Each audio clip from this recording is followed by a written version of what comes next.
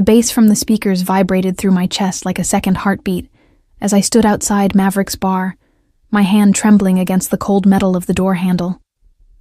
Through the frosted glass, I could see the warm amber glow of Edison bulbs casting long shadows across exposed brick walls, hear the muffled laughter of Friday night crowds trying to forget their week. The air smelled like rain-soaked asphalt, and the sweet, yeasty scent of craft beer drifting from the ventilation system above my head. I shouldn't have come here. Every rational part of my brain screamed at me to turn around, to go home to my studio apartment in Astoria, to pour myself a glass of cheap wine and pretend tonight wasn't the anniversary of the second time Trevor broke my heart. But my feet stayed planted on the rain-slick sidewalk, my fingers tightening around the strap of my worn leather purse, the one my Nana had given me before she passed, the one that still smelled faintly of her lavender perfume when I pressed it close. It had been 8 months since I'd walked away from Trevor Ashford, 8 months since I'd found him tangled in my sheets with Harper, my supposed best friend since college. The first time had been a year before that, a drunken mistake he swore would never happen again. I'd believed him because I was stupid, because I thought 5 years together meant something, because my Italian family had already started planning our wedding in their heads, and I couldn't bear to disappoint them. Camilla, amore mio, when a man shows you who he is, you believe him, my mother had said in her thick Sicilian accent when I finally told her about the second betrayal. Her hands had been covered in flour from making pasta, and she'd wiped them on her apron before cupping my face with a tenderness that made me want to cry. You are Barisi. We don't beg for scraps. But here I was, standing outside the bar where mutual friends had told me Trevor would be celebrating some promotion, probably surrounded by his finance bro buddies, probably with Harper draped over him like the designer coat she'd maxed out her credit card to buy. My reflection in the glass door showed a woman I barely recognized, dark circles under my brown eyes despite the concealer I'd carefully applied, my naturally wavy hair pulled into a sleek ponytail that emphasized the sharp angles of my face I'd inherited from my father's side, the fitted black dress I'd bought specifically for this moment hugging curves I'd lost weight from because stress killed my appetite better than any diet ever could. I pushed the door open. The heat hit me first. Then the smell. Whiskey, perfume, the sharp tang of lime from the bar where a bartender with sleeve tattoos was muddling mojitos. The crowd was typical Manhattan weekend fare, 20-somethings in carefully curated casual outfits that cost more than my monthly MetroCard pass, laughing too loud, drinking too fast, performing happiness for each other's Instagram stories. And there he was. Trevor sat in a circular booth near the back, his sandy blonde hair perfectly styled in that effortless way that actually took him 20 minutes and 3 different products every morning. He wore a navy button-down that I knew cost $200 because I'd been with him when he bought it, back when I still believed we had a future. His arm was slung casually over the shoulders of a redhead I didn't recognize, and he was mid-laugh at something one of his friends had said, his head thrown back in that performative way he had, showing off the expensive dental work his parents had paid for. Harper sat across from him, her blonde hair falling in perfect waves over a sequined top that caught the light every time she moved. She looked happy. They both did. Like I had never existed. Like the 5 years of my life I'd given Trevor were just a blip, easily forgotten, easily replaced. The anger that flooded through me was hot and sharp, tasting like copper on my tongue. My grandmother's voice echoed in my head, mixing Italian and English the way she always had. Il diavolo fa le pentole ma non I coperchi. The devil makes the pots but not the lids. Eventually everything is revealed. I scanned the room, my heart hammering against my ribs so hard I could feel it in my throat. I needed to do something, anything, to make Trevor feel even a fraction of what he'd done to me. To show him I wasn't the pathetic girl who'd taken him back the first time, who'd cried on her bathroom floor the second time, who'd spent months rebuilding herself from the ruins he'd left. That's when I saw him. He sat alone at the far end of the bar, a tumbler of what looked like vodka in his large hand, and he was completely, utterly out of place. While everyone else in Mavericks was trying too hard to look effortlessly cool, this man simply existed in a space that seemed to bend around him. He was massive, easily 6'4", with shoulders so broad they strained against the expensive black shirt he wore untucked over dark jeans. His hair was dark, almost black, cut short on the sides with slightly more length on top, styled back in that classic way that suggested Eastern European heritage. His face was all sharp angles and hard edges, a strong jaw covered in carefully maintained stubble, a nose that looked like it had been broken at least once, and eyes. Even from across the room, I could see they were a pale, striking gray, like storm clouds over the Atlantic. He looked Russian, definitely Russian. Everything about him screamed it, the way he held himself with absolute certainty of his own power, the expensive watch on his wrist that caught the light when he lifted his glass, the aura of danger that surrounded him like cologne. He was probably a businessman, maybe involved in something legitimate, maybe not. I didn't care. I just needed him to help me hurt Trevor. My feet moved before my brain could catch up, carrying me across the sticky floor of the bar, past groups of people who seemed to unconsciously part for me like I was carrying something contagious. The stranger didn't look up as I approached, his attention fixed on his phone, his thumb scrolling with the kind of distracted focus that suggested whatever he was reading wasn't particularly interesting, but was better than engaging with the chaos around him. I stopped directly in front of him, close enough that my knees almost touched his, close enough to smell his cologne, something dark and woodsy with notes of bergamot and leather that probably cost more than my monthly rent.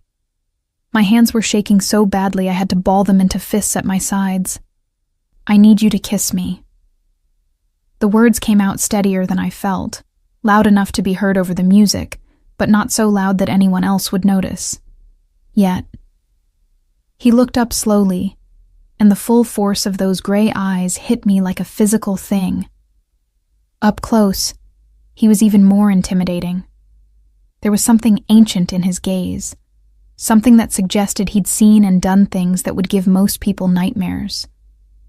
A thin scar cut through his left eyebrow, and there was another one along his jawline, barely visible beneath his stubble. His lips, full and surprisingly soft-looking for such a hard face, curved into the barest hint of a smile that didn't reach his eyes. "Excuse me?" His voice was deep, heavily accented, each word pronounced with the kind of careful precision that suggested English wasn't his first language, but he'd mastered it anyway. There was something almost hypnotic about the way he spoke, a roughness that made my stomach flip despite the terror coursing through my veins. "My ex-boyfriend is here with the girl he cheated on me with, twice." The words tumbled out in a rush, my Italian blood making my hands gesticulate even though I was trying to maintain some semblance of dignity. "He's sitting right over there, probably laughing about what an idiot I was to take him back the first time, and I need him to see that I've moved on, that I don't care, that he didn't break me even though he did. And I know this is insane, and you have every right to tell me to fuck off, but please, please just..." I grabbed the front of his shirt, my fingers curling into the expensive fabric, feeling the solid wall of muscle beneath it. He didn't move, didn't flinch, just watched me with those unsettling eyes as I pulled myself closer to him. "Kiss me now." For one horrible moment, I thought he would refuse, would push me away or laugh at my desperation. But then his hand, God, his hand was enormous, came up to cup the side of my face with surprising gentleness, his calloused thumb brushing across my cheekbone as his eyes searched mine. Looking for what? I didn't know. Permission, maybe, or proof that I wouldn't regret this in 30 seconds. "You are certain?" he asked, his accent thickening slightly, and I could feel the rumble of his voice through his chest where my hands were still fisted in his shirt. I nodded, unable to speak past the lump in my throat. His other hand came to rest on my waist, his fingers spanning across my ribcage, and then he pulled me forward with a controlled strength that made my breath catch. The world seemed to narrow to just the two of us, his stormy gray eyes, the slight hitch in his breath, the way his jaw tightened as he lowered his head toward mine, and then he kissed me. It wasn't the tentative, exploratory kiss of strangers. It was claiming, possessive, a kiss that made my knees buckle and my hands release his shirt to grip his shoulders for support. His lips moved against mine with a confidence that suggested he knew exactly what he was doing, exactly how to make me forget my own name, let alone Trevor's. One of his hands slid into my hair, tilting my head back to deepen the kiss, while the other hand on my waist tightened, pulling me even closer until I was practically standing between his legs where he sat on the bar stool. I heard someone gasp nearby, heard the music fade slightly as if someone had turned it down, but I couldn't focus on anything except the taste of vodka on his tongue, the scratch of his stubble against my chin, the way his fingers tightened in my hair, like he was memorizing the texture of it. When he finally pulled back, too soon, somehow both too soon and exactly the right moment, I was breathless, dizzy, my lips tingling from the pressure of his. His gray eyes had darkened to the color of gunmetal, and there was something in them now that hadn't been there before, something that made my heart race for entirely different reasons than my plan to hurt Trevor. "Is he watching?" I whispered, not daring to look away from this stranger who'd just turned my entire world sideways with one kiss. The corner of his mouth lifted in something that might have been amusement. "Everyone is watching, Malaya." The Russian endearment rolled off his tongue like honey, and I finally, allowed myself to glance over my shoulder. Trevor's face was red, his mouth hanging open in shock. Harper looked furious, her perfectly manicured hand clutching Trevor's arm like she was afraid he might get up and do something stupid.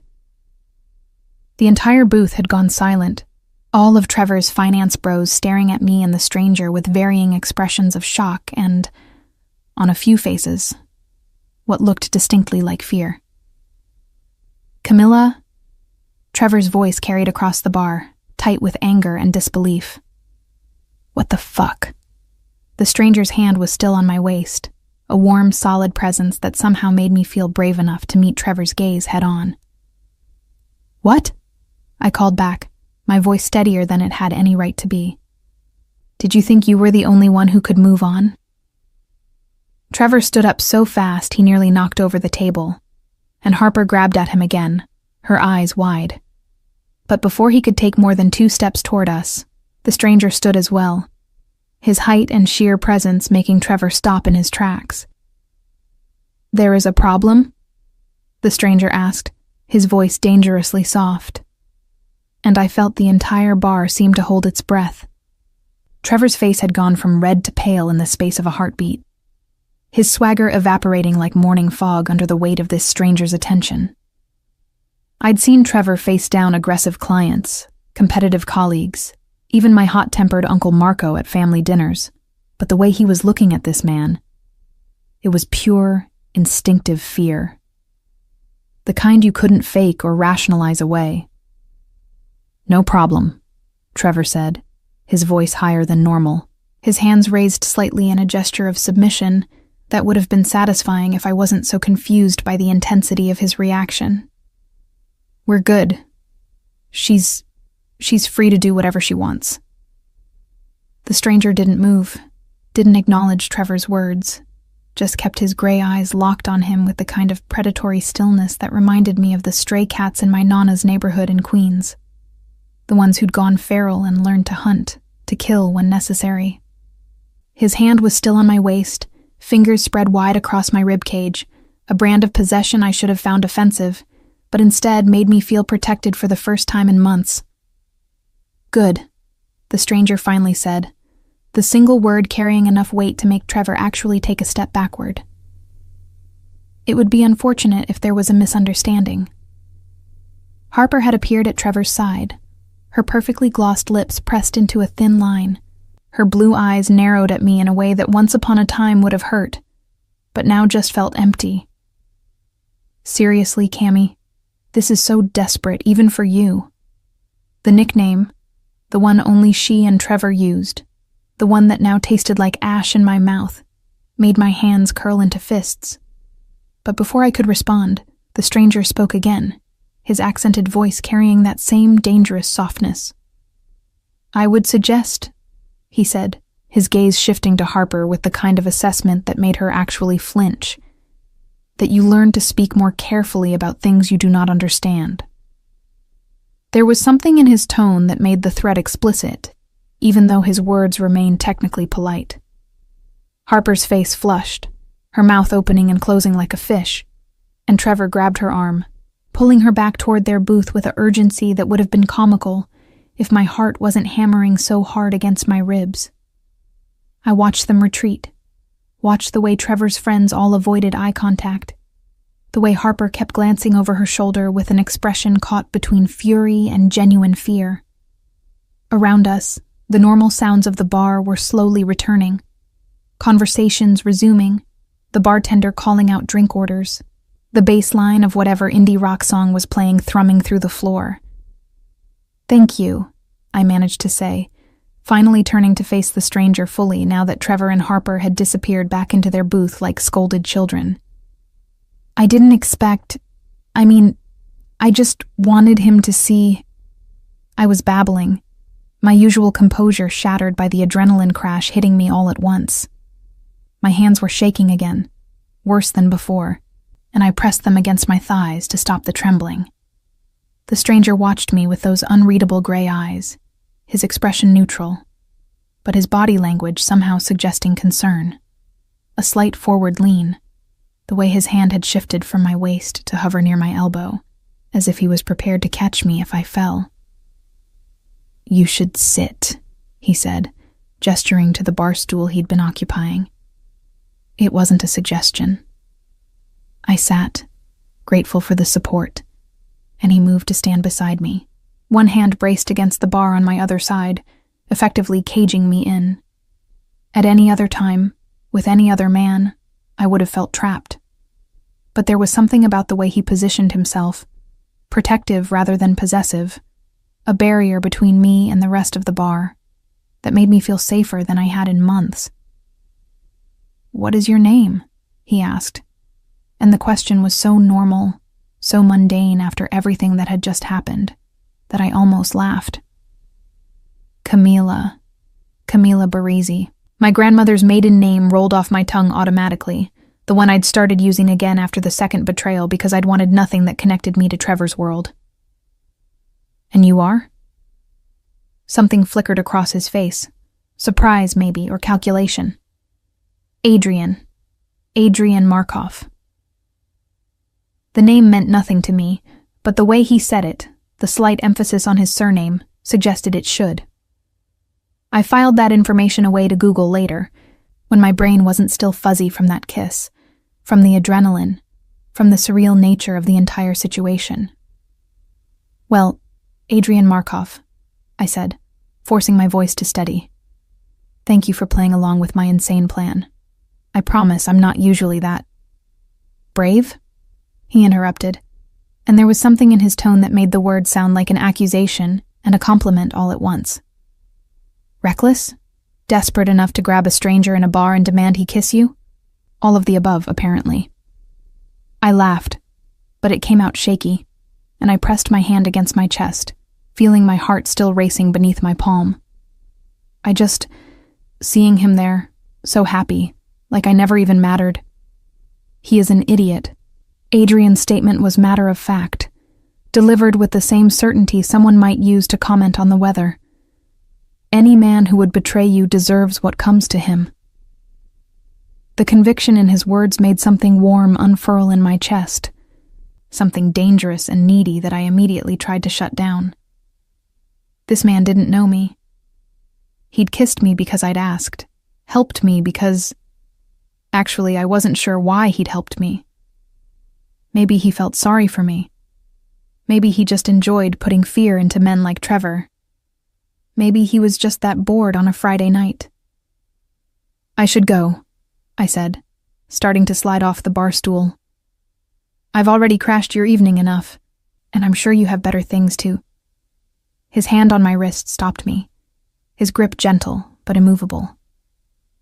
"You will not leave alone, not while he is still here watching."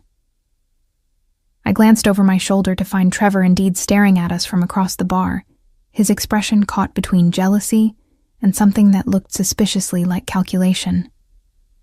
Harper was whispering urgently in his ear, probably planning their response to my little show, probably already crafting the story they'd tell their mutual friends about how desperate, pathetic Camilla had to stage a public makeout session with a stranger just to try to hurt Trevor.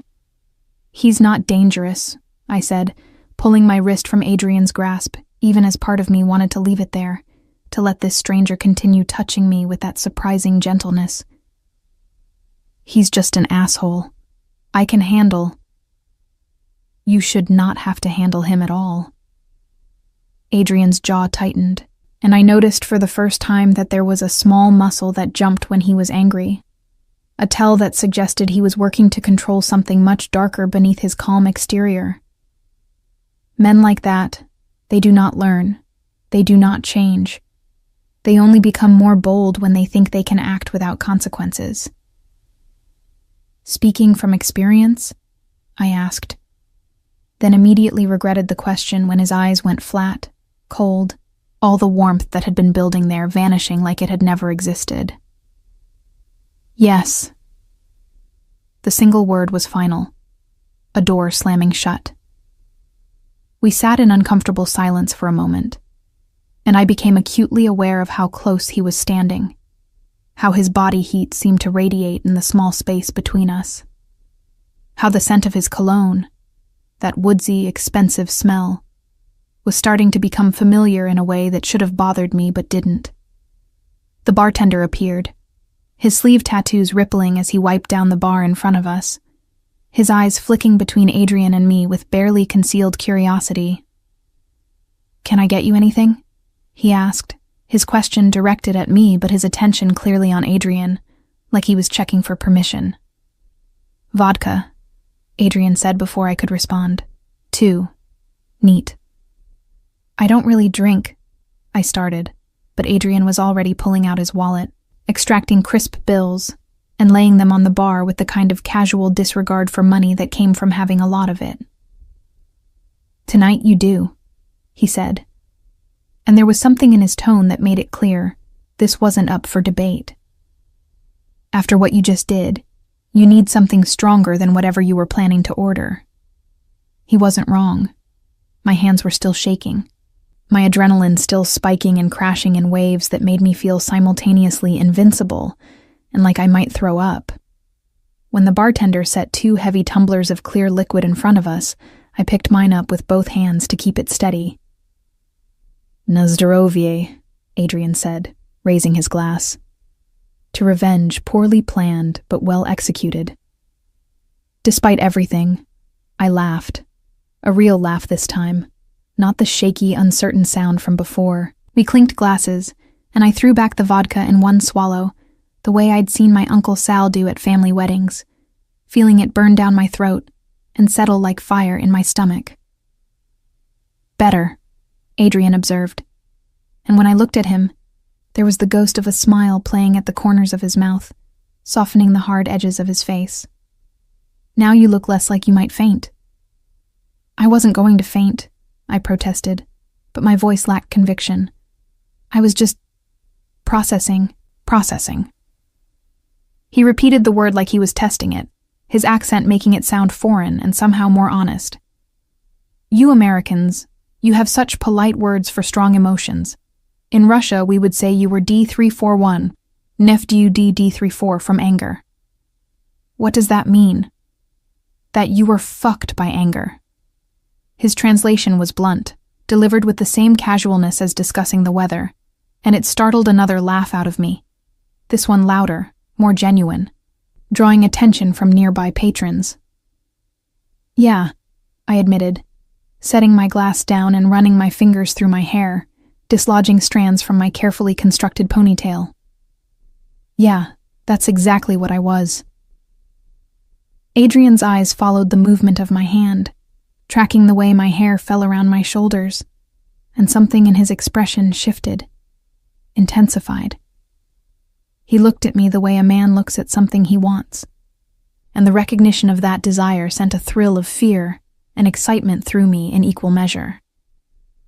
Tell me about him, Adrian said, nodding toward where Trevor still sat, though his voice suggested he didn't particularly care about the answer. This fool who lost you. And maybe it was the vodka warming my blood, or the lingering taste of Adrian's kiss on my lips, or the way his mere presence had made Trevor, arrogant, entitled Trevor, back down like a scolded puppy. But I found myself telling him about the 5 years together, about the first betrayal I'd forgiven, about the second one that had broken something in me I wasn't sure could be fixed, about Harper, who'd been my roommate freshman year of college, who'd held my hair when I got food poisoning from bad sushi, who'd apparently been fucking my boyfriend for months before I walked in on them. Adrian listened without interrupting, his expression growing darker with each detail, his hands curling into fists on the bar before deliberately unclenching them.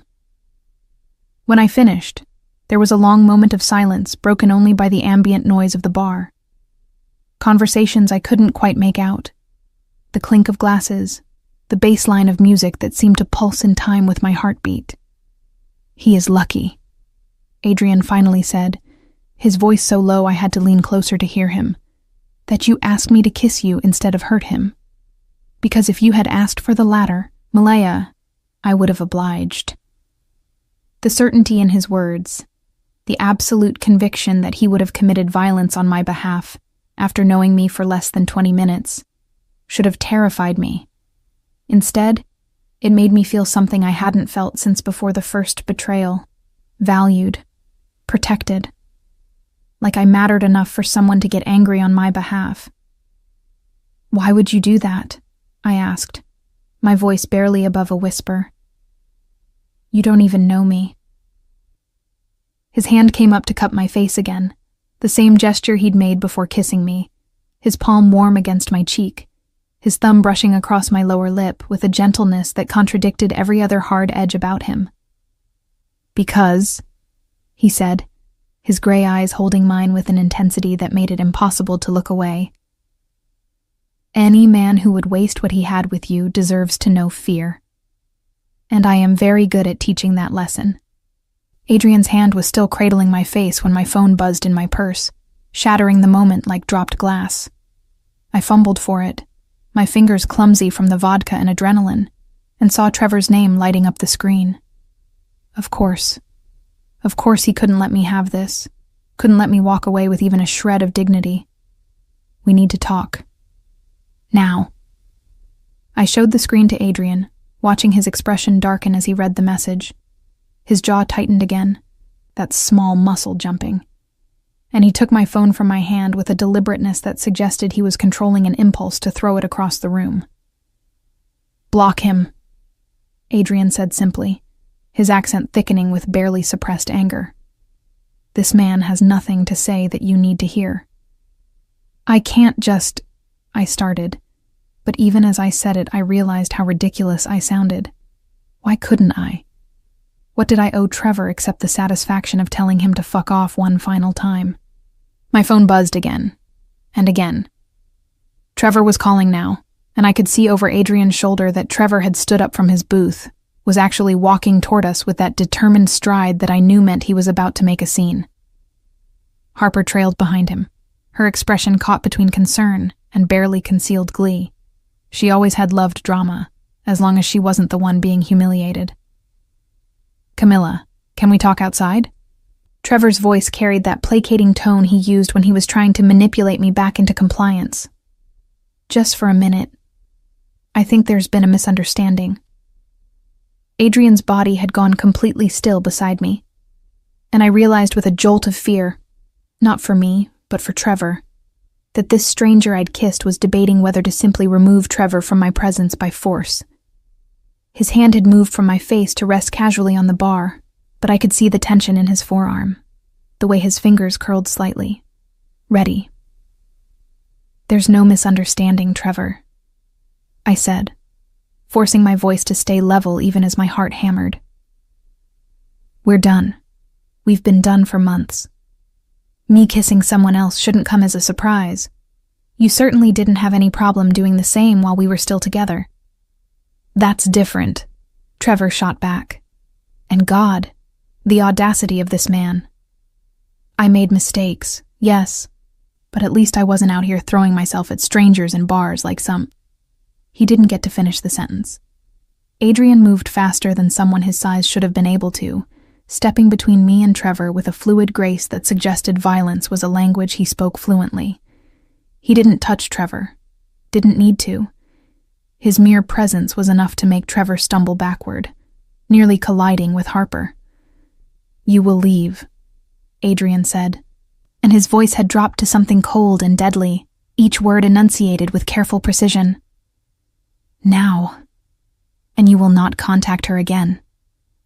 Do you understand?" "Who the fuck are you?"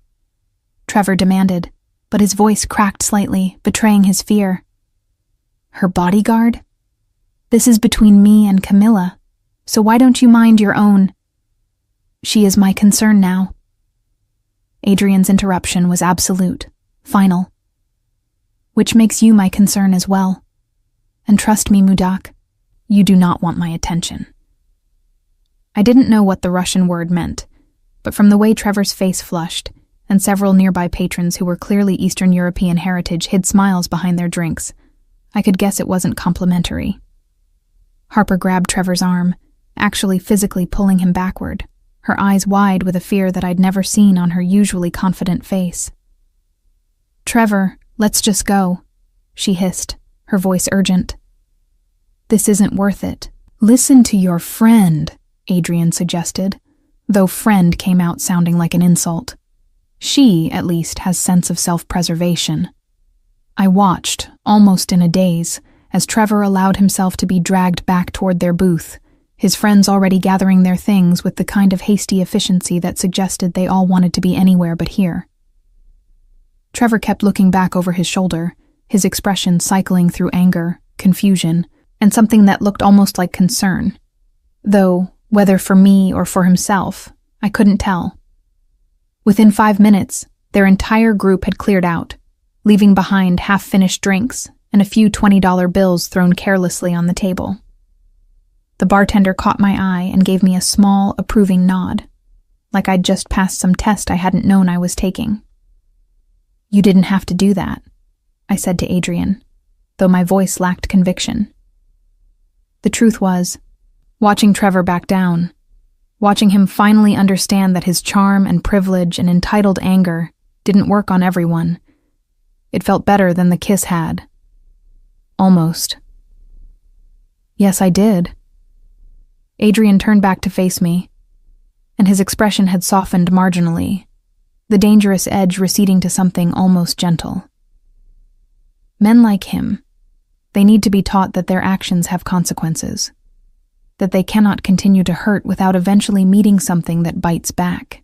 The way he said it, the absolute certainty in his voice, made me wonder again what exactly Adrian Markov did for a living. The expensive clothes, the watch I'd noticed earlier, a Patek Philippe, I realized now that I was paying attention. The way everyone in the bar seemed to give him a wide berth, even before the confrontation with Trevor. This was not a man who worked a 9 to 5 in an office. "You're not just a businessman, are you?" I asked, the vodka making me bolder than I probably should have been. Adrian's lips curved into something that might have been a smile if it had reached his eyes. "No, Malaya, I am not. Does that frighten you?" It should have. Every self-preservation instinct I had should have been screaming at me to thank him for his help and get as far away as possible. But when I looked into those gray eyes, I didn't feel fear. I felt curiosity, attraction, and something else I couldn't quite name, but that felt dangerously close to safety. "Should it?" I countered. "Perhaps." He reached out and tucked a loose strand of hair behind my ear, his fingers lingering against my neck for just a moment before dropping away. "But I think you already know that I would never hurt you. You have good instincts, Camila Barisi. They are what let you survive a fool like Trevor for so long." My last name in his accented voice did something to me, made my Italian heritage feel less like something I'd been running from, and more like something precious he was acknowledging. My family had always been loud, passionate, protective to the point of smothering. Traits I'd tried to downplay when I was with Trevor and his buttoned-up WASP family, who thought emotions were something to be managed rather than felt. My Nana always said I had my grandfather's stubbornness, I said, surprised to find myself smiling at the memory. He came over from Sicily with nothing but a suitcase and a temper, built a life here through sheer force of will. And what did he build? Adrian asked, seeming genuinely interested. A bakery in Astoria. It's still there, run by my uncle now. Best cannoli in Queens. Pride crept into my voice despite my best efforts to sound casual. Growing up, I spent every Saturday there, learning to make the shells the way my nonna taught me, listening to the old men argue about soccer and politics in Sicilian while they drank espresso. You miss it? It wasn't a question. Yeah, I admitted, feeling the truth of it settle in my chest like a weight. Trevor hated going there, said it was too loud, too crowded, that his clothes always smelled like flour afterward. So I stopped going as often, and then when we broke up, I felt too ashamed to show my face, like I'd somehow failed by letting him. I cut myself off, blinking against the sudden burning in my eyes. Adrian's hand found mine where it rested on the bar, his fingers threading through mine with surprising gentleness. You failed nothing, he said firmly. He failed you. There is a difference. The simple statement, delivered with such conviction, broke something open inside me. Tears I'd been holding back for months suddenly threatened to spill over, and I pressed my free hand against my mouth, trying to hold it together. I would not cry in front of this stranger, no matter how kind he was being, no matter how much his words felt like absolution I didn't know I needed. Come, Adrian said, releasing my hand to pull out his phone. I am taking you home. You have had enough of this place. You don't have to... I started, but he was already typing something, his fingers moving quickly across the screen. My driver will be here in 5 minutes, he said, pocketing his phone and returning his attention to me. And yes, I do have to. You asked me to kiss you, which makes you my responsibility now. That's not how that works, I protested, but there was no heat in it. The truth was, I didn't want to take the subway home alone, didn't want to sit in my empty studio apartment replaying the night over and over. And the idea of spending a little more time with Adrian Markov, this stranger who'd turned my revenge plan into something more complicated, it was tempting enough to ignore common sense. In my world, it is exactly how it works, Adrian replied. You put yourself under my protection when you grabbed my shirt and demanded I help you hurt your ex, whether you knew it or not. And what world is that exactly? I asked, though I suspected I already knew the answer. Those gray eyes held mine, and for a moment I saw something in them that should have terrified me, something cold and calculating and completely merciless. But then he smiled, and it transformed his entire face, making him look younger, almost boyish despite the scars and the hard edges. The kind where people do not forget favors or insults, he said simply. But you do not need to worry about that tonight, Malaya. Tonight, you are just a woman who had a bad evening and needed someone to lean on. A sleek black Mercedes pulled up outside the bar's front window, and Adrian stood, offering me his hand. I took it, letting him help me off the bar stool, and felt his arm slide around my waist. Not possessive like Trevor used to do, but supportive, like he was making sure I didn't fall. As we walked toward the door, I caught my reflection in the mirror behind the bar. My mascara was slightly smudged, my lipstick kissed off, my hair falling out of its ponytail in waves around my shoulders.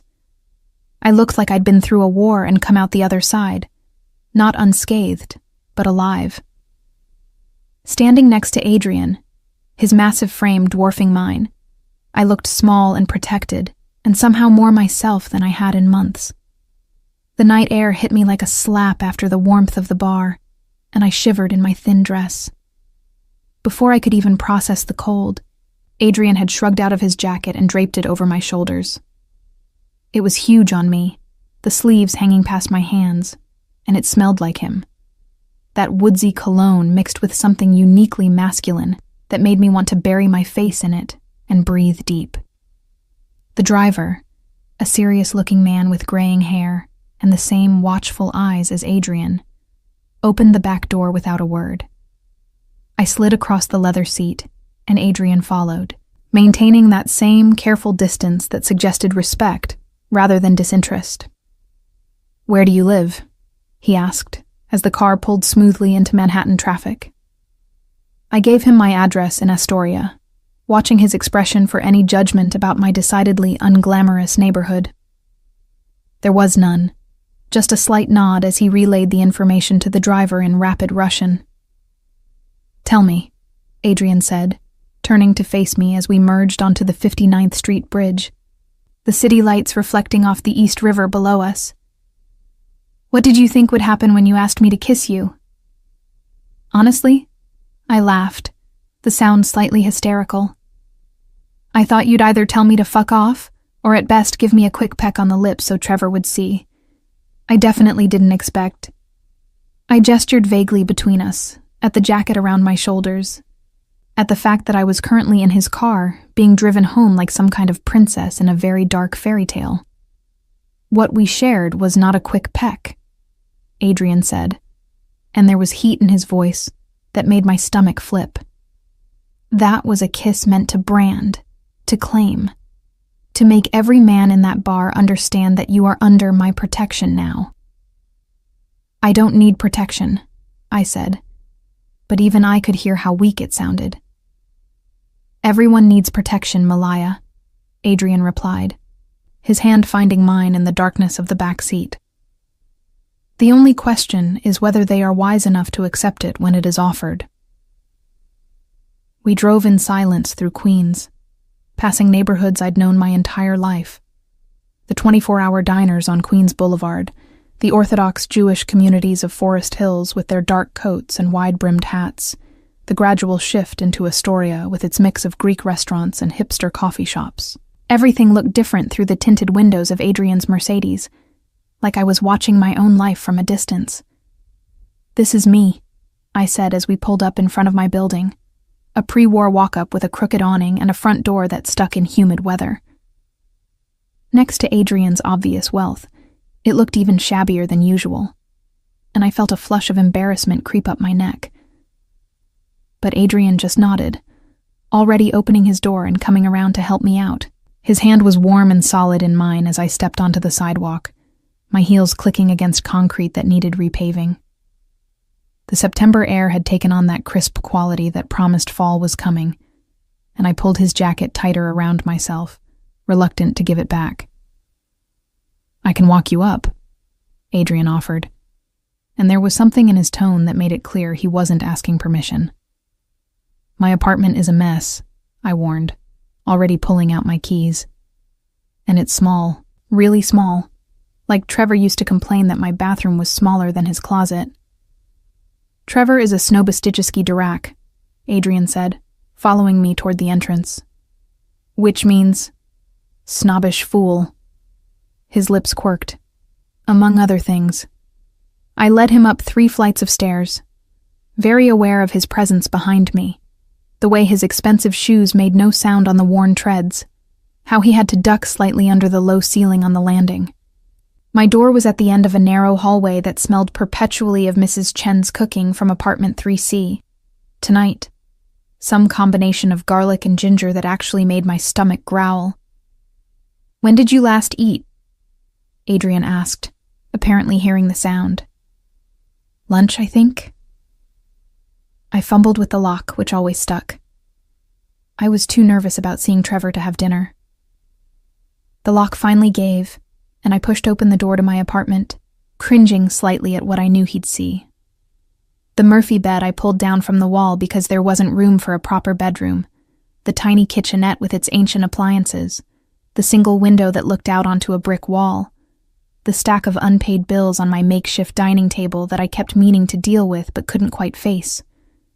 But Adrian didn't seem to notice any of it. He was focused on a different detail. The framed photograph on my only shelf, the one of me and my Nana in front of her bakery, both of us covered in flour and laughing at something my uncle had said.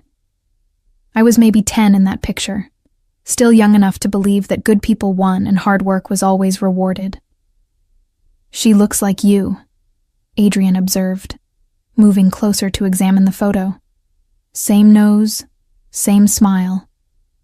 "Everyone says I have the Baresi face," I said, slipping off my heels and immediately feeling more grounded being closer to my actual height.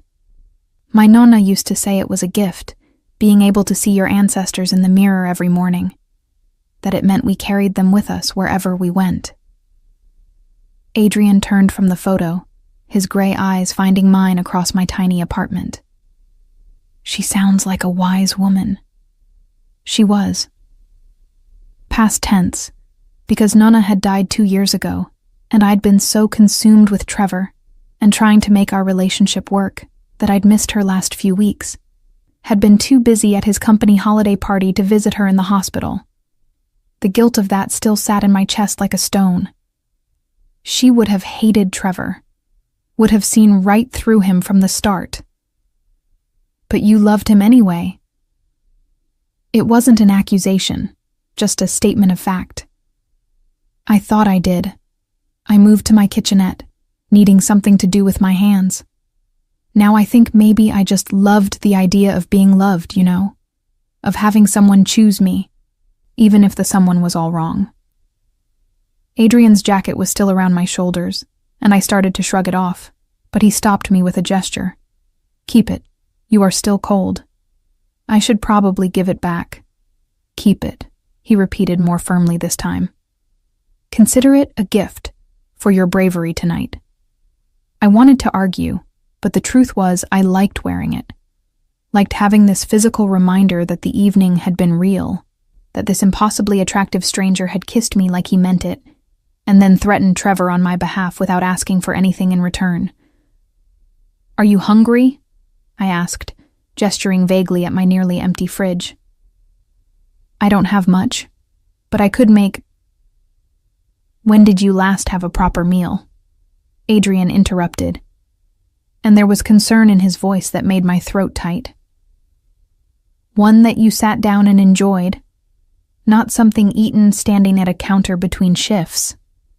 I couldn't actually remember. Between working my administrative job at a medical supplies company and picking up weekend shifts at my uncle's bakery to make rent, I'd been existing mostly on coffee and whatever my mother sent home with me when I managed to make it to Sunday dinner. "That's what I thought," Adrian said when I didn't answer. He pulled out his phone. "I am ordering food.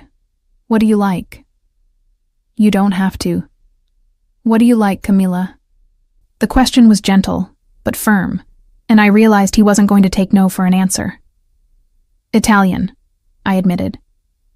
Real Italian, not the Americanized stuff. My nonna would rise from her grave if she knew I'd been living on Olive Garden takeout. Adrian's fingers flew across his phone screen, speaking quietly in Russian to whoever answered his call. When he hung up, he said, "Food will be here in 30 minutes. Now, show me where you keep your alcohol so I can make us something while we wait." "I don't really drink," I protested, though I obediently went to the cabinet above my stove, where I kept the bottle of Chianti someone had given me last Christmas. "And I definitely don't have whatever fancy vodka you probably usually—" I stopped, because Adrian was laughing. Actually laughing. A deep, rich sound that transformed his entire face and made him look years younger. "You think I only drink expensive vodka?" "Milaya. I grew up in Novosibirsk, in an apartment smaller than this one, with parents who worked 3 jobs between them to keep food on the table. I have drunk things that would horrify your American sensibilities."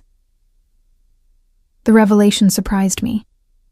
Everything about him screamed wealth, from his clothes to his car to the way he moved through the world with absolute certainty of his place in it. But I heard the truth in his voice, the edge of something hard-earned rather than inherited. "How did you end up here?" I asked, pulling down 2 mismatched glasses, the only two I owned that weren't chipped. That is a story for another time. Adrian accepted the glasses and the wine, opening the bottle with the corkscrew I dug out of my junk drawer. Tonight is about you, not me. He poured the wine with the same fluid grace he did everything, handing me a glass and tapping his against it gently. Za tvoje zdorovye.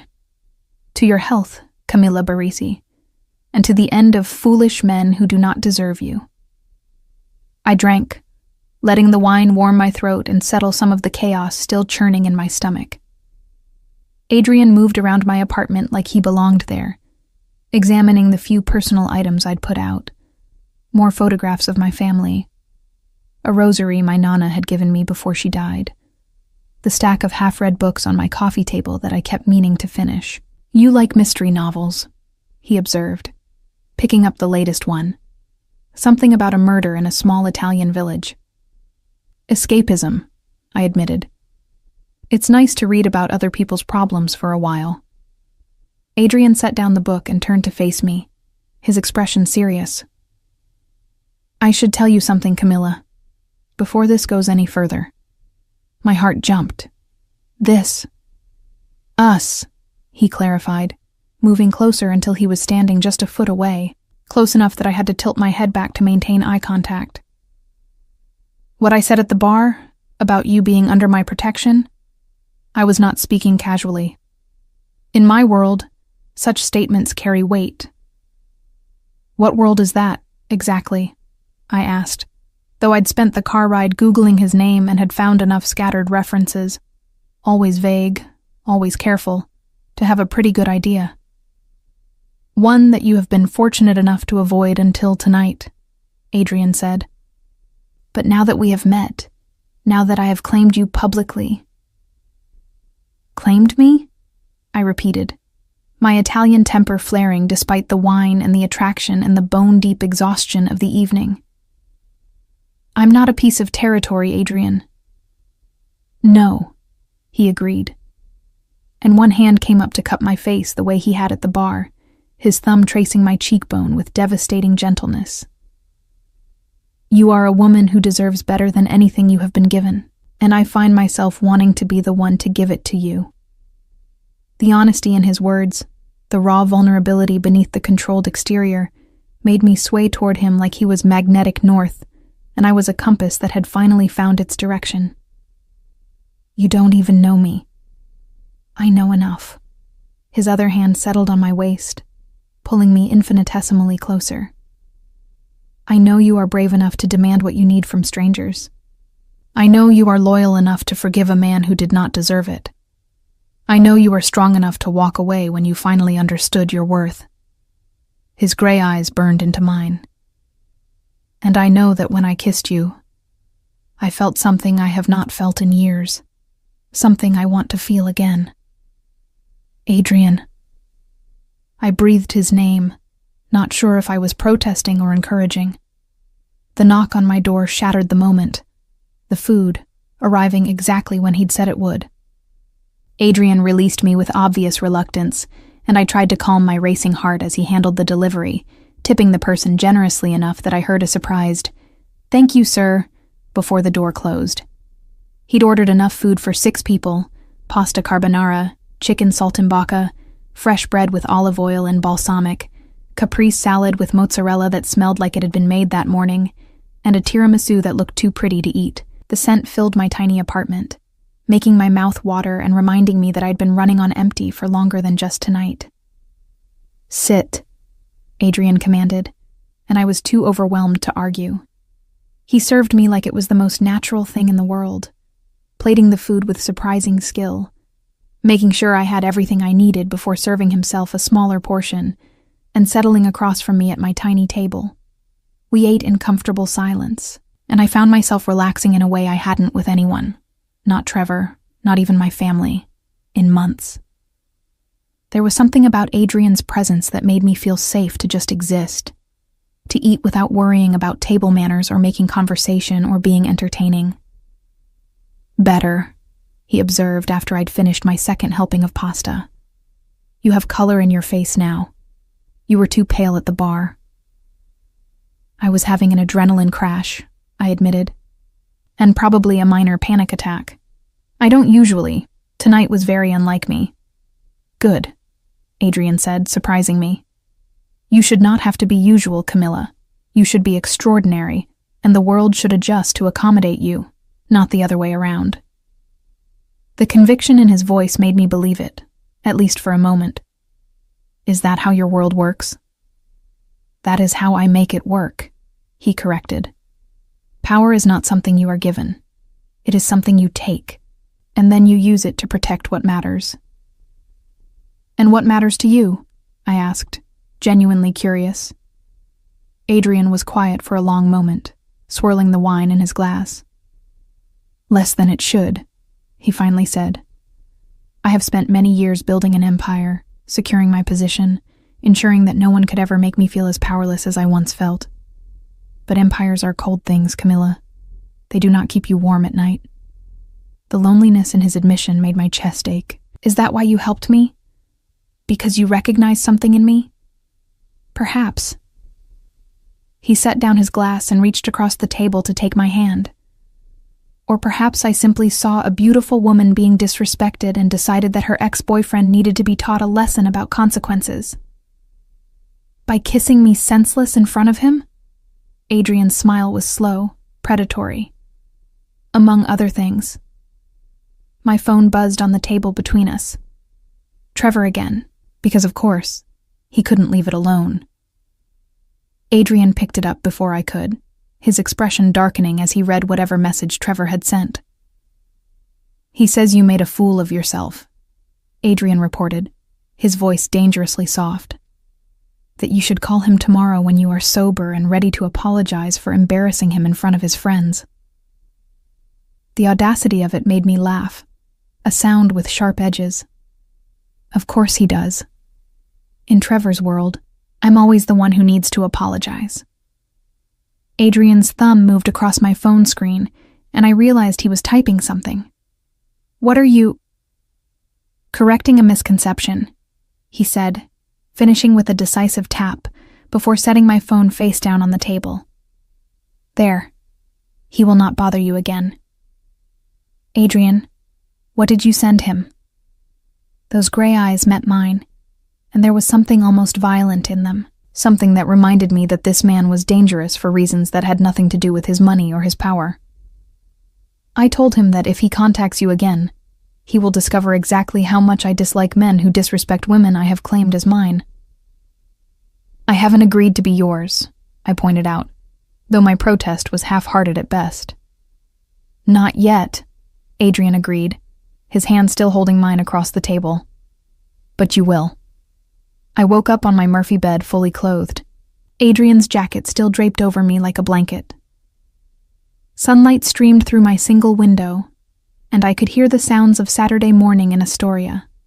The Greek bakery downstairs opening up, kids playing in the street, Mrs. Chen's TV playing her morning soap operas at volume that suggested she'd turned off her hearing aids again. For a moment, I thought maybe I'd dreamed the entire night. But then I smelled coffee. Real coffee. Not the instant kind I usually made. And heard movement in my kitchenette. I sat up, my head fuzzy with wine and emotional exhaustion, to find Adrian standing at my stove, somehow making breakfast in my tiny kitchen like he'd been doing it his entire life. You stayed, I said, my voice rough with sleep. He turned, and even in the harsh morning light streaming through my window, he was devastating. He'd rolled up the sleeves of his black shirt, revealing forearms corded with muscle and dusted with dark hair. His jaw was shadowed with morning stubble, and his gray eyes were softer than they'd been at the bar, almost gentle as they took in my rumpled appearance. I slept on your couch, he said, gesturing to my second-hand sofa that was at least a foot too short for his frame. You fell asleep during dessert, and I did not feel comfortable leaving you alone after the evening you had. I remembered vaguely, the wine, the exhaustion, Adrian carrying me the 3 steps from my table to my bed, while I protested sleepily that I could walk. He'd removed my shoes with surprising gentleness, pulled a blanket over me, and I'd been asleep before he'd even left the room. "You should have woken me up," I said, embarrassment heating my cheeks. "You didn't need to stay." "Yes, I did." He returned his attention to whatever he was cooking. Eggs, from the smell of it. And was that bacon? Where had he even gotten bacon? "You asked me to kiss you, which made you my responsibility. I take my responsibilities seriously, Malaya." I stood, stretching muscles that ached from tension and too many emotions, and padded over to my kitchenette in my bare feet. Adrian had somehow found my French press that I never used because it seemed too complicated for one person, and had brewed coffee that smelled like heaven. He'd also, apparently, run to the bodega on the corner because there were fresh bagels on my counter, along with cream cheese, lox, and the bacon currently sizzling in my pan. "How long have you been awake?" I asked, accepting the mug of coffee he handed me. "A few hours." He flipped the bacon with more skill than any criminal had a right to possess. "I am used to early mornings, and your neighborhood is charming at dawn. I watched an old woman yell at a parking meter in what I believe was Greek for 10 minutes. Despite everything, I laughed. That would be Mrs. Papadopoulos from 2A. She thinks all technology is a personal affront from God." Adrian smiled, and it struck me again how that expression transformed him, softening all his hard edges. "Sit. Breakfast is almost ready." I sat at my tiny table, watching him move around my kitchen with surprising ease. It felt surreal, domestic in a way that should have been uncomfortable with a virtual stranger but somehow wasn't.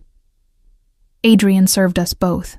Perfectly cooked eggs, crispy bacon, a bagel with cream cheese and lox for me because "you need to eat, you are too thin," and settled across from me with his own plate. "I should probably thank you," I said, spreading cream cheese with careful precision, "for not taking advantage of me last night. I was pretty drunk and emotional, and you could have—" "No," Adrian interrupted, his voice hard. "I could not have. You were vulnerable, and I am many things, Camilla, but I do not take what is not freely offered." His eyes met mine. "When you come to my bed, and you will be completely sober and absolutely certain of what you are choosing." The conviction in his words, the absolute certainty that I would eventually come to his bed, should have offended me.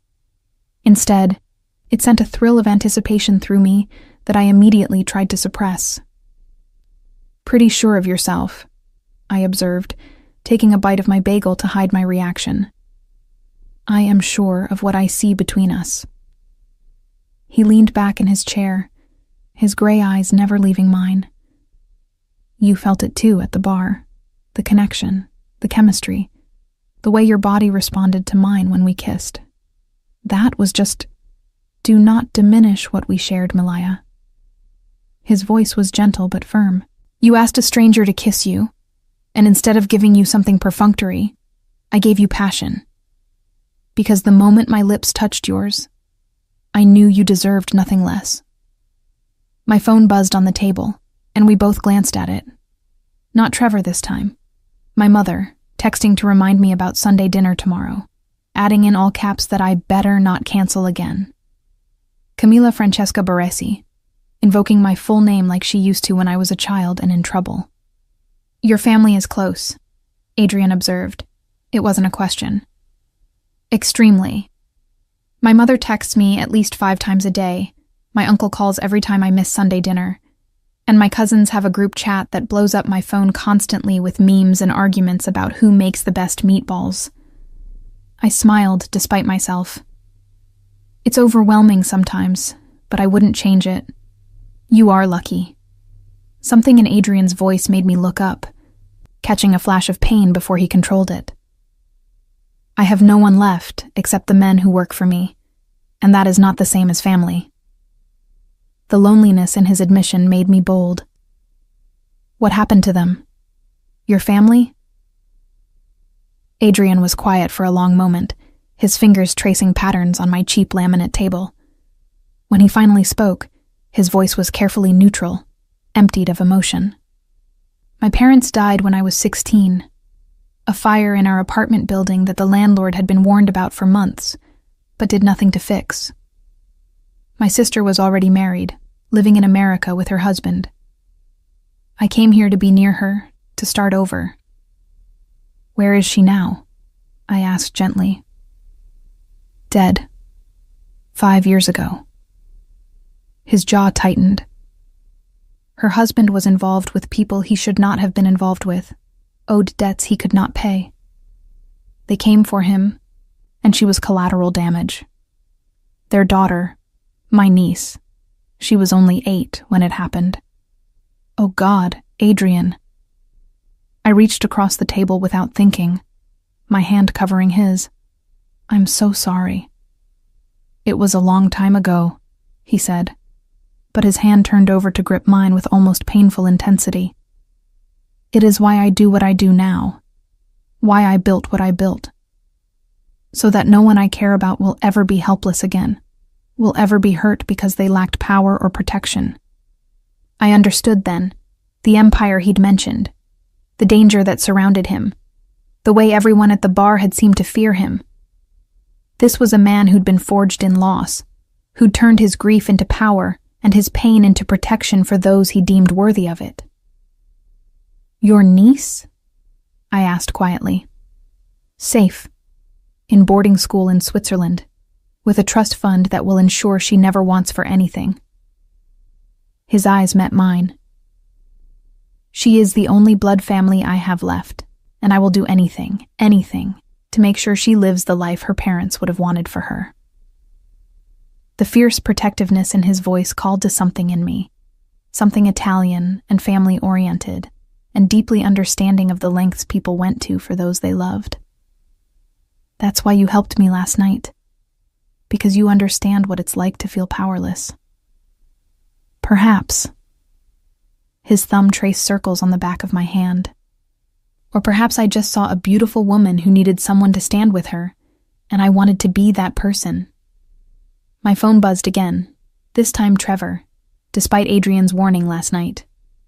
I picked it up to delete the message without reading it, but Adrian's hand shot out, taking the phone from me with a speed that suggested violence was always just beneath his controlled surface. What did I tell him? Adrian's voice had gone cold, dangerous, as he read Trevor's message. Whatever it said made that muscle in his jaw jump, and he stood abruptly, moving to the window where morning light made him look carved from marble. This fool has a death wish. What did he say? I asked, standing to join him. Adrian showed me the screen, and I read Trevor's words with a mixture of disbelief and anger. Tell your Russian thug that I know people too. That little stunt last night is going to cost him. And you're going to regret embarrassing me in front of my colleagues, Cammy. You always were too stupid to know when you were protected. I need to make a phone call, Adrian said, already pulling out his own phone. Stay here. Do not leave this apartment until I return. Wait, what are you going to do? Panic fluttered in my chest at the sudden shift in his demeanor, the way his entire body had gone tense with controlled violence. I am going to teach Trevor Ashford what happens when men threaten what is mine. Adrian's gray eyes were cold now, empty of the warmth I'd seen during breakfast.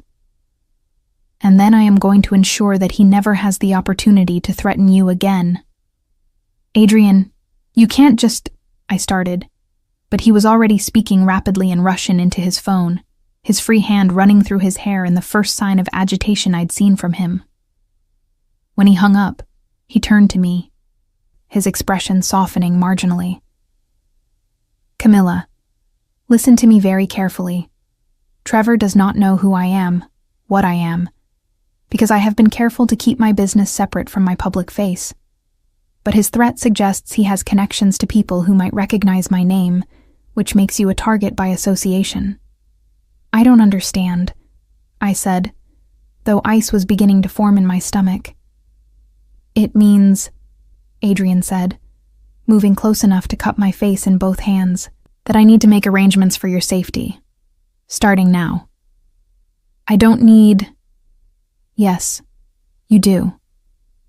His thumb brushed across my lower lip, and despite the fear creeping through me, I felt that same electric pull from the bar, the awareness of him that made everything else fade into background noise. Because I have decided that you are important to me, Camilla Baresi, and I protect what is important. The next hour passed in a blur of activity that felt like a tornado had touched down in my tiny apartment. Adrian made 3 more phone calls in rapid Russian, his voice alternating between commanding and coldly furious. A man named Dmitri arrived first, tall, scarred with the same watchful eyes as Adrian, and began installing additional locks on my door, while explaining in broken English that these were better than police have, very secure, very safe. Then came Yuri, younger but no less intimidating, who set up what looked like a sophisticated security system around my single window, complete with sensors and a direct line to the network, whatever that meant. I sat on my bed couch, still wearing yesterday's dress and Adrian's jacket, watching my studio apartment transform into something resembling a safe house, while Adrian coordinated everything with the kind of efficiency that came from experience. "Is this really necessary?" I asked when there was a brief lull in activity. "Trevor's just a finance bro with an overinflated ego. He doesn't have actual connections to anything dangerous." Adrian's expression was grim as he sat beside me, the mattress dipping under his weight. "His father does. Robert Ashford is connected to the Costello family through his wife's brother. Do you know what that means?" I shook my head, though something in my stomach turned over at the name Costello. Even someone as removed from organized crime as me had heard that name whispered with a certain reverence in my uncle's bakery, where old men from the neighborhood would sometimes talk in low voices about the way things used to be. "It means," Adrian explained, his hand finding mine, "that Trevor has likely already complained to his father about what happened last night.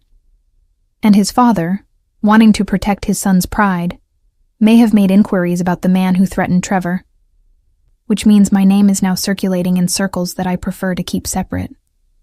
Because you're—" I paused, not sure how to phrase it. "Because I am Bratva," Adrian said bluntly, using the Russian word I'd seen in my late-night Googling. "What you Americans call the Russian Mafia. I control certain operations in this city, and I have worked very hard to maintain a balance with the Italian families like the Costellos. Your ex-boyfriend, in his stupidity and arrogance, has now threatened that balance." The words should have terrified me, should have sent me running to pack a bag and disappear before I got any deeper into whatever this was. But instead, I found myself thinking about my family, my loud, protective, sometimes overwhelming family who would absolutely lose their minds if they knew I'd gotten involved with Russian organized crime. "I need to tell you something," I said, the words coming out before I could reconsider. "My family, they're not just bakers and small business owners. My grandfather, the one who came from Sicily, he had connections to people like the Costellos. My uncle took over the bakery, but there are cousins who went a different direction." Adrian's eyebrows rose slightly. "You are connected to the Italian families?" "Distantly. Very distantly." I pulled my hand from his, suddenly needing space to think. "My mother's brother, Uncle Sal. He's not just a baker, he's a cap regime in the Moretti family. I've never been involved in that side of things, kept my distance deliberately because I wanted a normal life. But if Trevor's father starts asking questions about me, if the Costellos start digging, they will discover that the woman I have claimed is connected to their rivals," Adrian finished, understanding dawning in his gray eyes. "Cazzo, this complicates things." The Italian curse sounded strange in his accented voice, and despite everything I almost smiled. "You speak Italian?" "Enough to conduct business." He stood, pacing my small space like a caged animal. "Camilla, I need to know, how close are you to this uncle? Would he come to your defense if he knew you were being threatened?" "Uncle Sal?" I thought about the man who'd bounced me on his knee as a child, who'd taught me to make perfect espresso, and who'd once broken a man's hand for getting too familiar with one of his teenage waitresses. He'd burned down half of Queens to protect me. But I've spent years trying to stay out of that world, trying to prove to my family that I didn't need their protection, that I could make it on my own. Pride, Adrian said. But there was understanding in his voice rather than judgment. I know that pride well. It is what drove me to build my own power rather than work within existing structures. But pride can also be dangerous, Malaya, especially when men like Trevor's father are involved. My phone rang, not a text this time, but an actual call from my mother. I looked at Adrian, who nodded once, and I answered with a sense of inevitability settling over me. Camilla Francesca, where have you been? My mother's voice was a mixture of worry and anger, the familiar cadence of Sicilian accented English that I'd grown up with. Your Uncle Sal called me this morning, said some finance bastardo has been asking questions about you, about our family. What have you done? Mama, I can't explain. You better explain at dinner tomorrow, with whatever coglione you've gotten yourself involved with. She switched to rapid Italian that I only half understood, something about men and trouble, and why did her only daughter have to be so stubborn? Uncle Sal wants to meet him. Bring him tomorrow, 2:00, don't be late. Wear something nice. She hung up before I could protest, leaving me staring at my phone in disbelief. Adrian was watching me with an expression that might have been amusement if the situation wasn't so absurd. Your family knows, he observed. Apparently, Trevor's father reaching out to the Costellos set off alarms in the Italian community. I dropped my phone onto my table, suddenly exhausted despite having just woken up. My uncle wants to meet you, tomorrow, at Sunday dinner. Then I will meet him. Adrian said it like it was the simplest thing in the world. I have respect for the Italian families. If your uncle is reasonable, we can come to an understanding that protects you from the fallout of Trevor's idiocy. You don't understand, I said, fighting the hysterical laugh building in my throat. My family, Sunday dinner isn't just dinner. It's my mother, my father, 3 uncles, 2 aunts, 7 cousins, and whoever else happens to show up. It's chaos and noise and everyone talking over each other in 3 different languages, and they're going to grill you about your intentions and your background, and whether you go to church, and... Adrian's hands framed my face, his thumbs brushing away tears I hadn't realized were falling. Breathe, Camilla. I have faced worse than a large Italian family. I can handle Sunday dinner. But you don't understand what you're walking into, I insisted, my voice breaking. They're going to know what you are. They're going to know what you do. And they're going to blame me for bringing you into their world, for putting our family at risk. Then we will make them understand that I am the solution, not the risk. His gray eyes held mine with absolute certainty. Trevor Ashford made a mistake when he threatened you. He drew attention from people who would use you to get to me, or use me to get to your family. The only way to protect you now is to make it clear to everyone, Italian, Russian, and every other organization in this city, that you are under my protection, permanently. What does that mean? I whispered, though I thought I already knew. Adrian's answer was to kiss me, not like at the bar, not with the performative passion meant to hurt Trevor, but with a gentleness that made my chest ache. His lips moved against mine like he was memorizing the taste of me, his hands cradling my face like I was something precious rather than a complication he'd accidentally acquired. When he pulled back, his forehead rested against mine, our breath mingling in the small space between us. It means I am claiming you. Publicly, permanently, in a way that every organization in this city will understand and respect. You will be Bratva, under my protection, and anyone who threatens you threatens me. That's insane, I breathed, but I wasn't pulling away. We barely know each other. We met 12 hours ago because I asked you to kiss me to hurt my ex-boyfriend, We can't just... Can't we? Adrian pulled back just enough to meet my eyes. You say we barely know each other, but I know what matters. I know you are brave and loyal and willing to fight for what you believe in. I know you come from a family that values honor and protection. I know that when I kissed you, I felt something I have not felt since I was young enough to believe in things like fate. His thumb traced my lower lip. And I know that I will destroy anyone who tries to harm you, Camila Baresi. That is not something I say lightly. This is crazy, I repeated, but my hands had fisted in his shirt again, holding him close rather than pushing him away. This is absolutely insane. Yes, Adrian agreed, and that rare, genuine smile transformed his face again. But sometimes insanity is the only logical response to an illogical situation. You asked me to kiss you, and I did. That simple act has now drawn both of us into a situation where the only path forward is together. So I am asking you, Camila, will you trust me to protect you? Will you allow me to claim you in front of your family, in front of my organization, in front of this entire city if necessary? I thought about Trevor, about his threat, about the danger I'd accidentally brought down on myself by choosing the wrong stranger to kiss. I thought about my family, about Uncle Sal, and the world I'd spent years trying to avoid. I thought about my tiny apartment with its new locks and security system, about the way Adrian's men had moved through my space with quiet efficiency, about the fact that running was no longer an option because there was nowhere to run where either organization wouldn't eventually find me. But mostly, I thought about the way Adrian had looked at me in the bar, not with pity or lust, but with a fierce protectiveness that made me feel valued in a way Trevor never had.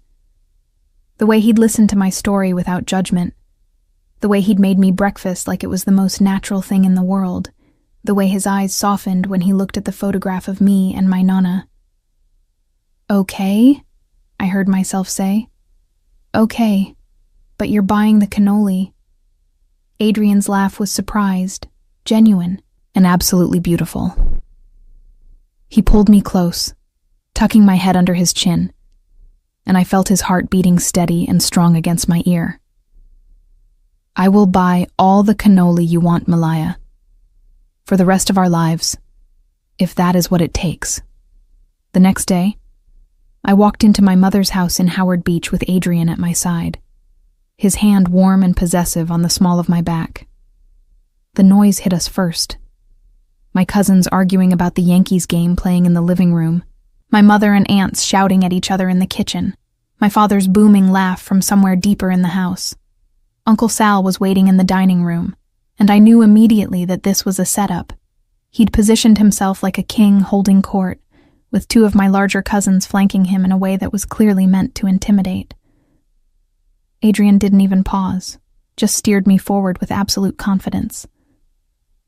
Uncle Sal, I said, my voice steadier than I felt. This is Adrian Markov. My uncle's eyes, dark like mine, like my father's, like every Barisi for 3 generations, assessed Adrian with the kind of cold calculation I'd only seen at family funerals.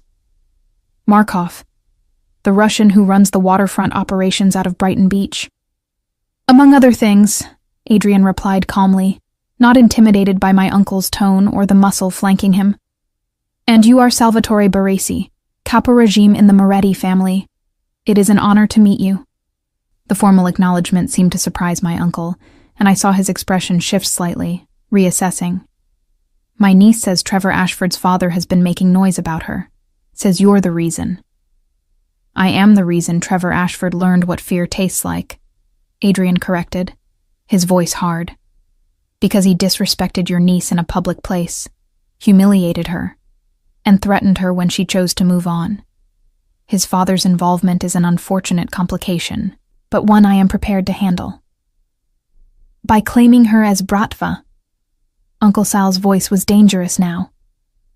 By making her a target for every organization that has issues with your operations. By making it clear that anyone who touches her dies screaming. Adrian's response was absolute, final, and I felt my uncle's men shift slightly, hands moving toward weapons I knew they carried. I do not make that threat lightly, Salvatore. I have killed for less than the honor of a woman I care for. I will go to war with the Costellos, with the commission itself if necessary, to ensure Camilla's safety. The room had gone completely silent. Even the noise from the rest of the house seemed to have faded, like everyone was holding their breath waiting for my uncle's response. Uncle Sal stood slowly, moving around the table with the kind of deliberate movement that suggested he was deciding whether this was going to end in violence or alliance. He stopped directly in front of Adrian, and they faced each other. Two men from different worlds, different organizations, united only by their connection to me. "You love her?" Uncle Sal asked bluntly. Adrian didn't hesitate. "I will." The answer was strange, honest, and somehow more powerful than a simple yes would have been. Uncle Sal stared at him for a long moment, then turned to me. "Camilla, you want this? You want to be with this man, knowing what he is, what it will mean for your life?"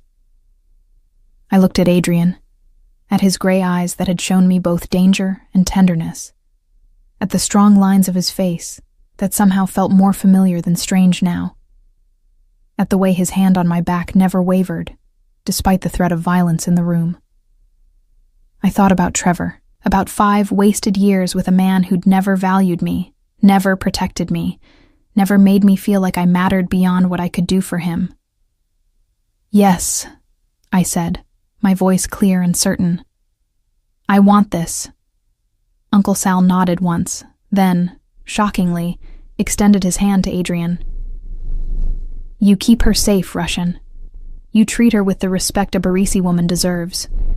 And you remember that if you hurt her, there is no place in this world or the next where my family will not find you." Adrian took his hand, the grip between them firm.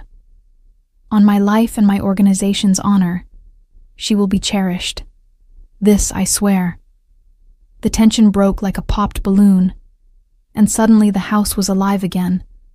My mother rushing in from the kitchen, wiping her hands on her apron and demanding to know why no one told her we'd arrived. My cousins crowding around to get a look at the Russian who'd somehow won Uncle Sal's approval. My father appearing with wine glasses and a bottle of Chianti from the cellar. Through it all, Adrian stayed at my side, his presence solid and unwavering. He charmed my mother by complimenting her cooking in broken but earnest Italian, bonded with my father over a shared love of soccer, even managed to make my usually hostile cousins laugh with a story about his first winter in Siberia. As the afternoon stretched into evening, as the meal turned into dessert, and dessert turned into espresso and amaretto, I found myself watching Adrian interact with my family with a mixture of disbelief and something that felt dangerously close to falling. He fit here in a way Trevor never had, understanding the importance of family, of loyalty, of the unspoken rules that governed both our worlds.